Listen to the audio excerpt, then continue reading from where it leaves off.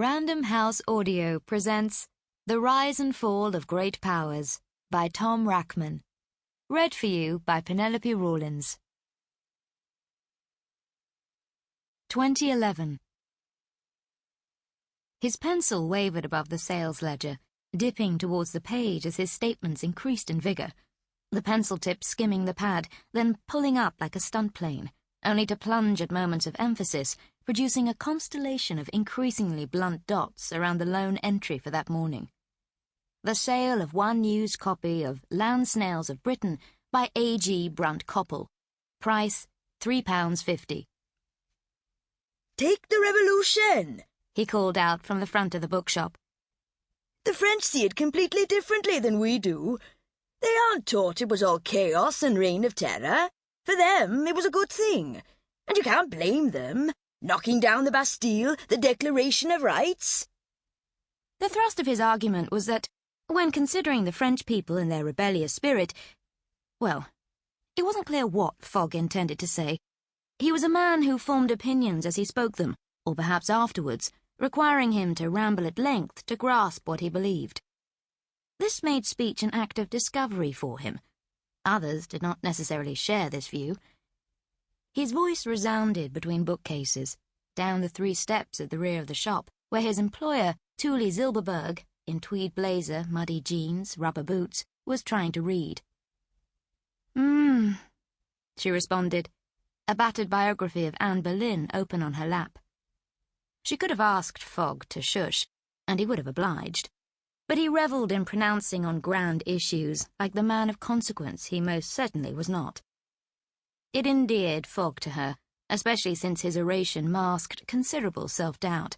Whenever she challenged him, he folded immediately. Poor Fogg. Her sympathy for the man qualified him to chatter, but it made reading impossible. "Because, after all, the fellow who invented the guillotine was a man of medicine," he continued, restoring books to the shelves, riffling their pages to kick forth the old paper aroma, which he inhaled before pushing each volume flush into its slot. Down the 3 creaking steps he came, passing under the sign History, Nature, Poetry, Military, Ballet, to a sunken den known as the Snug.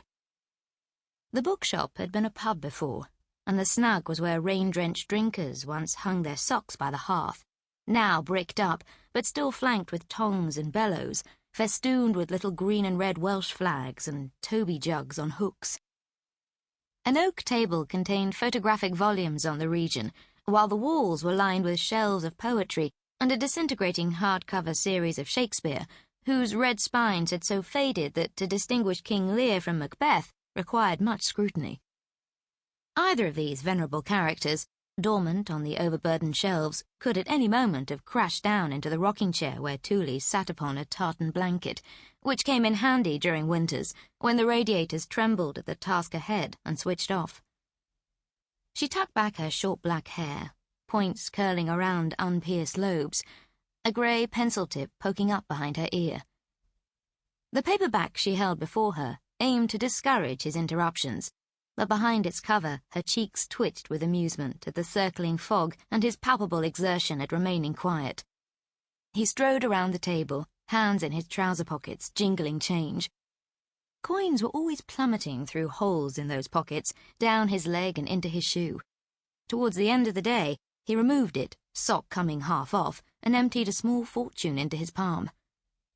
"It behooves them to act decisively in Afghanistan," he said.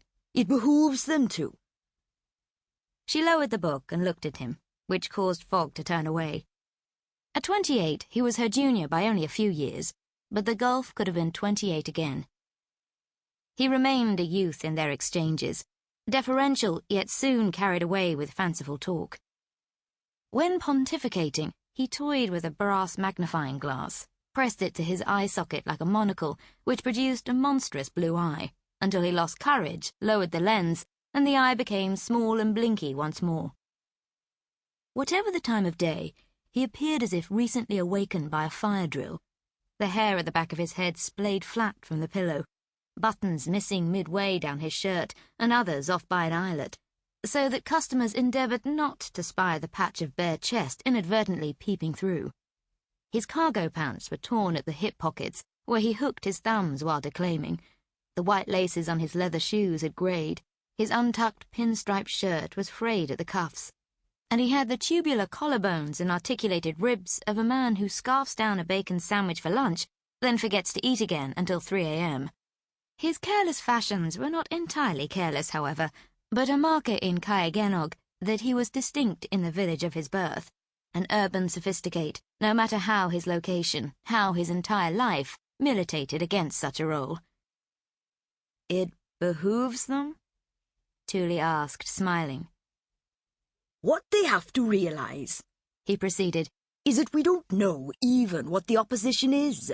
My friend's enemy is not my—" He leaned down to glimpse the cover of her paperback. "She had 13 fingers. "What?" "Anne Boleyn did. Henry VIII's wife had 13 fingers. "I haven't got to that part yet. She's still only at 10. Thule stood, the empty chair rocking, and made for the front of the shop. It was late spring, but the clouds over Wales bothered little with seasons. Rain had pelted down all morning, preventing her daily walk into the hills, though she had driven out to the Priory nonetheless and sat in her car, enjoying the patter on the roof. Was it drizzling still? "We took in the honesty barrel, didn't we?" This was a cask of overstock that passers-by could take, suggested contribution £1 per book. The problem was not the honesty. Encouragingly, most people did drop coins into the lockbox, but the downpours, which ruined the volumes. So they had become seasoned sky watchers, appraising the clouds, dragging the barrel out and in. "Never put it out in the first place." "Didn't we? Forgetfulness pays off." She stood at the counter, gazing out the front window. The awning dribbled brown raindrops. Looked a bit like... "Coffee?" she said. "You want one?" Fogg was constantly seeking pretexts to fetch cappuccino from the Mona Lisa Cafe, part of his attempt to court an Estonian barista there. Since Thule preferred to brew her own tea, Fogg was obliged to consume cup after cup himself. Indeed, Thule had first discerned his crush on the barista by the frequency with which he needed the toilet, leading her to remark that his cappuccino conspiracy was affecting the correct organ, but in the incorrect manner. "Back in a minute," he said, meaning 30, and shouldered open the door, its bell tinkling as he plodded up Roberts Road. She stepped outside herself, standing before the shop and contemplating the church parking lot across the street, her old Fiat 500 alone among the spaces. She stretched noisily, arms out like a waking cat, and gave a little squeak. 2 birds fluttered off the church roof, talons out, battling over a nest. What species were those? But the birds wheeled away. Caergenog, just across the Welsh side of the border with England, was populated by a few hundred souls. A village demarcated for centuries by 2 pubs, one at the top of Roberts Road and the other at its foot. The high ground belonged to the Butcher's Hook, named in recognition of the weekly livestock market across the street, while the low ground, opposite the church and roundabout, was occupied by World's End, a reference to that pub's location at the outer boundary of the village. World's End had always been the less popular option. Who wanted to carouse with a view of iron crosses in the church graveyard, and the pub closed for good in the late 1970s. The building stood empty for years, boarded up and vandalised, until a married couple, retired academics from the University of Bristol, bought the property and converted it into a used bookshop. Their business plan had been to subsist on spillover custom from the annual literary festival in nearby Hay-on-Wye, and the 11-day event did funnel trade to World's End. Unfortunately, it had a negligible effect during the remaining 354 days in the calendar. After a decade, the Mintons sought a buyer for the business, while retaining ownership of the 17th century timber and stone property they had restored, including frosted pub windows, wrought iron servery, plus in-rooms upstairs. An ad on the village bulletin board, crowded out by the notice of a performance by the Harlech Youth Sample complete. Ready to continue?